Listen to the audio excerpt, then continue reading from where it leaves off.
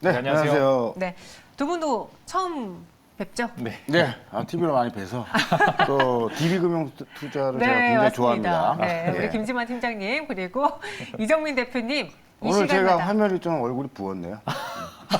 방송 욕심이 좀 생기셨나 봐요. 어제는 조용하게 말씀하고 아, 가셨는데 알겠습니다. 두 분과 함께 오늘의 마감 끝까지 전해드리도록 하겠고요. 종목 OX로 세 가지 종목부터 특징주 확인해 보도록 하죠. 계속 들고 가야 될지 매도해야 될지 대표적으로 궁금한 종목입니다. 아세아 시멘트 먼저 볼까요? 시멘트 가격 인상 기대 때문에 오늘 시멘트 관련주들이 상승하고 있습니다. 아세아 시멘트를 그 안에서 대표적으로 확인해 보도록 하죠. 두 분이라면 더 들고 가시겠습니까? 매도하시겠습니까? OX 의견 주시죠. 네, 홀딩이다.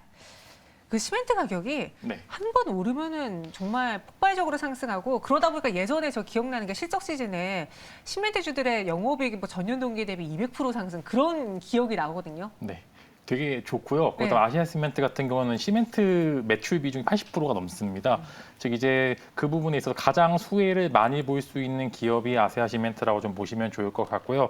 일단은 상대적으로 뭐 계속적으로 이제 뭐 아세아 시멘트를 검색을 해보시면 저평가 구간이라고 하는 게 굉장히 많은 게 아무래도 이제 기존에 갖고 있던 영업이익이나 매출액에 비해서 상대적으로 주주 환원책이 좀 부족한 경우도 좀 있었는데 이 부분에 있어서 저는 조금 더 이제 시멘트 값이 상승을 하면은 일단 1차적으로 가장 큰 수혜를 받을 수 있는 기업일 수도 있지만 또 반대로 얘기하면은 일단 작년에 유연탄 가격이 굉장히 많이 올라서 시멘트 관련 업체들이 굉장히 좀 4분기 때 실적이 부진한 것으로 예상이 되고 있는데 이 부분에 있어서 아세아 시멘트는 이전에 공급 계약을 좀 지속적으로 체결이 되었기 때문에 저렴한 가격에 공급이 지속적으로 됐고 이 부분이 3분기 매출이 이게 반영이 되면서 일단은 단기적으로 다른 시멘트 업체들이 갖고 있던 리스크를 아세아 시멘트를 가지고 있지 않았다가 1차적인 투자 포인트였는데 그 부분이 일단 주가에 반영이 돼서 이 부분이 만약에 이제 기저효과의 반대로 나타나게 될 경우에는 4분기 때 오히려 실적이 그렇게 크게 좋지 않을 수도 있기 때문에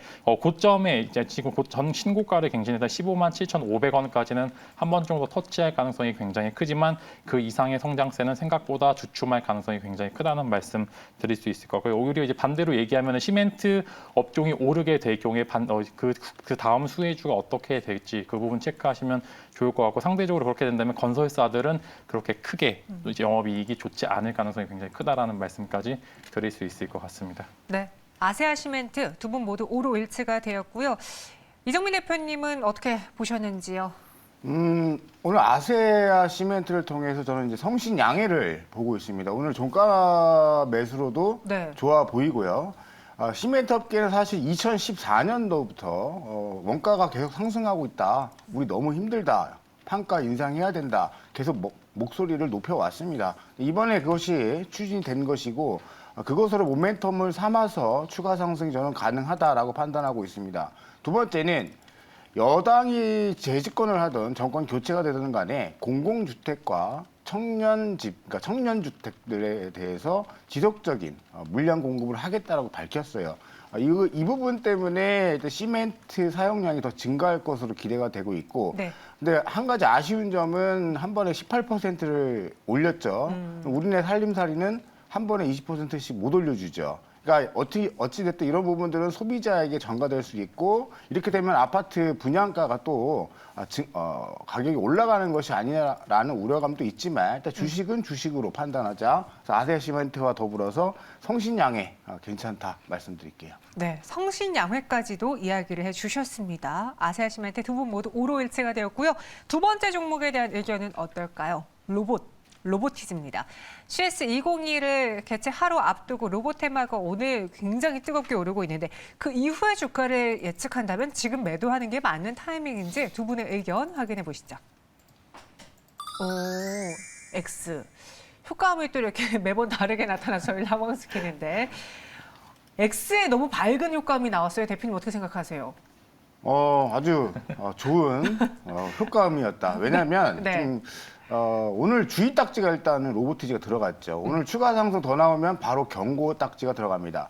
자, 세스 2022는 이제 수요일부터 토요일까지 이제 진행이 되는데 여기서 중요한 부분은 이슈가 이제 다가왔기 때문에 이제 호재가 이제 소멸되는 부분입니다.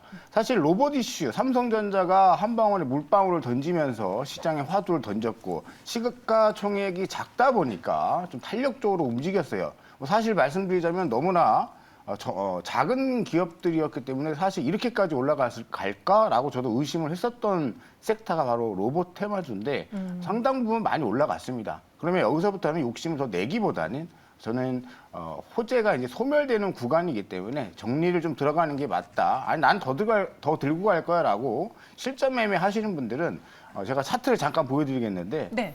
오늘 기준점이 있어요. 어제 상승 이후에 오늘 기준점 저점을 찍었던 자리입니다. 바로 31,700원 자리입니다. 31,700원을 로스컷을 설정을 하세요. 리스크 관리 로스컷. 그래서 여기가 깨지면 매도요.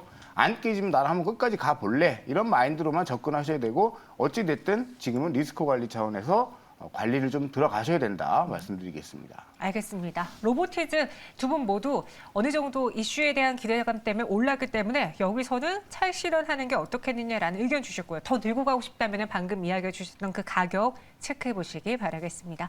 이어서 세 번째 특징주는요. 네이버로 넘어가 볼게요. 저희가 전일이었나요? 카카오 이야기를 해봤는데 그에 대한 의견은 부정적이었습니다.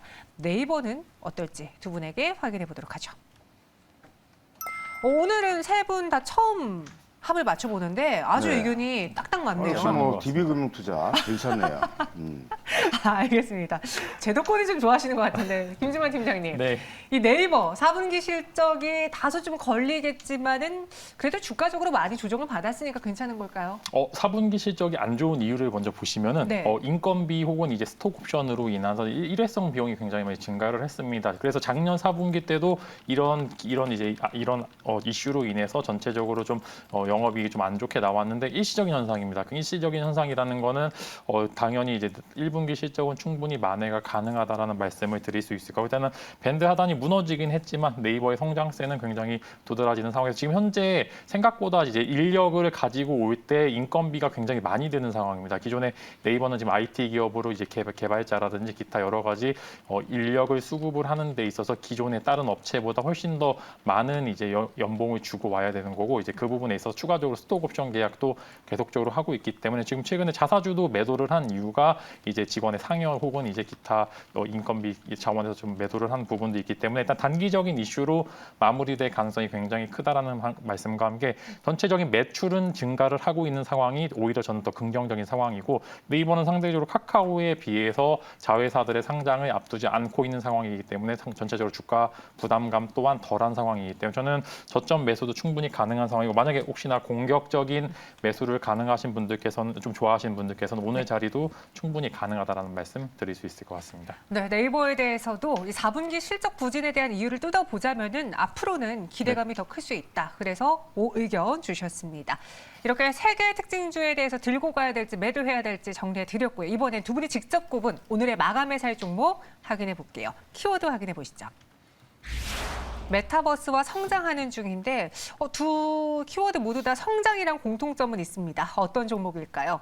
마감에 이 종목을 매수해 보겠습니다. 이정민 대표는 액토즈 소프트 그리고 김진만 팀장님은 알츠라를 갖고 오셨어요. 먼저 액토즈 소프트의 그 성장성, 메타버스에서 어떻게 찾아볼까요?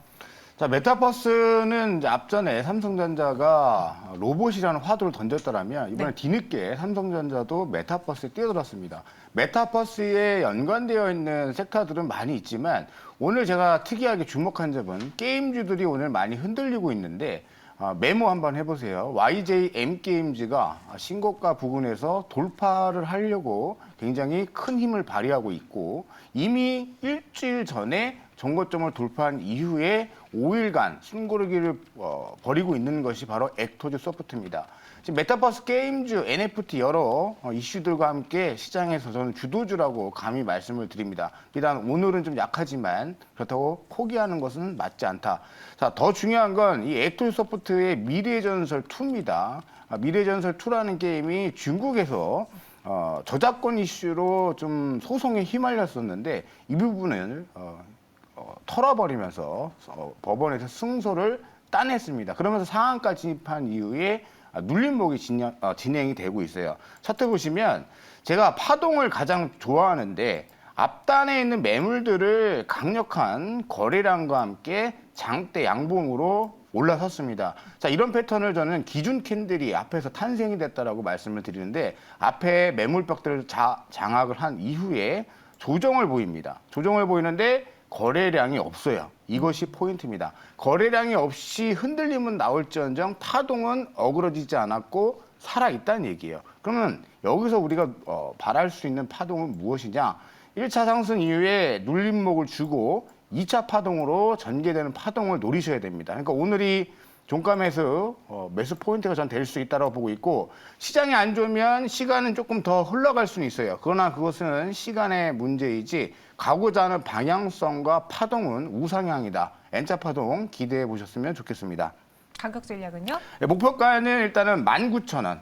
자, 19,000원인데 또 우리 또 마감에 산다가 단타 매매, 단기 매매에 어떤 지향점을 두고 있죠. 저는 에큐소부터 만약에 오늘 종가 매수해서 내일 3% 이상 수익이 나셔도 짧게 끊어치셔도 괜찮다. 그다음에 만약에 난 더 보겠다, 파동을 한번 타보겠다라는 분들은 수익 매매로 목표가는 저는 길게 한 19,000원까지 보시고 손절가는 15,000원을 제시해드리도록 하겠습니다.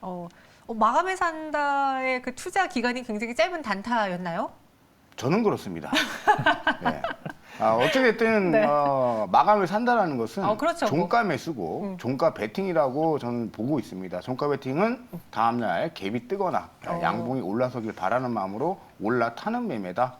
저는 그렇게 규정을 하고 네. 앞으로 마감을 산다 해서 여러 단타 종목군들 소개해드리도록 하겠습니다.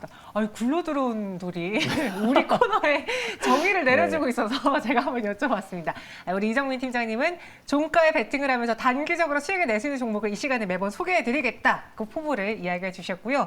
김진만 팀장님도 오늘 성장성에 주목을 했고 알체라도 보면은 네. AI 또 메타버스 이렇게 엮일 수 있는 거잖아요. 네, 맞습니다. 그러면은 저는 장기 성장주에 한번 집중을 해볼까 합니다. 알겠습니다. 네. 장기 성장주. 네, 일단은 알체라 같은 경우에 이제 일단 1차적으로 로봇들이 시세를 분출을 많이 했습니다. 근데 로봇 안에 당연히 소프트웨어도 들어가야 되고 AI, 즉 이제 인공지능 관련된 소프트웨어가 탑재가 충분히 가능한 시점에서 저는 이제 AI 관련주들을 올해 굉장히 주목을 해야 될 것 같은데 일단 AI 관련주들이 실적이 그렇게 좋지만은 않고 근데 만약에 실적이 좋은 종목들은 이미 시세 분출을 했습니다. 예를 들어 위세 하이텍이나 셀바스 AI 같은 경우에는 좋은 영업이익과 매출액을 기반으로 성장세가 굉장히 두드러지게 나타났는데 일단은 중소형 스타트업에서 시작한 기업들은 이제 막 적자에서 흑자로 전환하는 기업들이 있는데 저는 올해 같은 경우에는 이제 외부에 워낙 이제 좋은 종목들 즉 영업이익이 좋을 것 같은 종목들은 시장에서 많이 노출이 되어 있기 때문에 오히려 적자에서 흑자로 전환할 수 있는 기업들을 공략을 해야지 조금 더 고수익이 날 수 있다는 말씀을 드릴 수 있을 거고 상대적으로 약점이 덜 해야지 올해 성장세가 더욱더 주목을 받을 수도 있을 것 같은데 뭐 알체라 같은 경우 워낙 아시다시피 메타버스 섹터로도 이전에 엮인 적이 있고 이제 영상 인식 혹은 이제 AI 관련주로 좀 선정이 돼 이제 사업을 하고 있는데 네. 매출이 계속적으로 늘어나고 있는 게 장점입니다. 즉 조금이지만 계속적으로 공급 계약을 통해서 매출을 늘리고 있다라는 말씀과 함께 일단 뭐 22년도 올해 이제 중소벤처기업부 선정에서 올해 좀 주목할 만한 벤처기업이라는 그런 타이틀도 가지고 있기 때문에 저는 개인적으로 알체라의 성장세는 1차적으로 로봇 시세가 분출했기 때문에 AI 관련주들이 올해 충분히 또 시세 분출이 가능한 상황에서 이제 최대 주주로서 이제 네이버의 자회사인 스노우가 가지고 있기 때문에 상대적으로 타 AI 업종에 비해서 뒤에가 좀 든든하다라는 말씀과 함께 좀 장기 성장주로서 올해 좀 주목할 만하다라는 말씀을 드릴 수 있을 것 같고 네.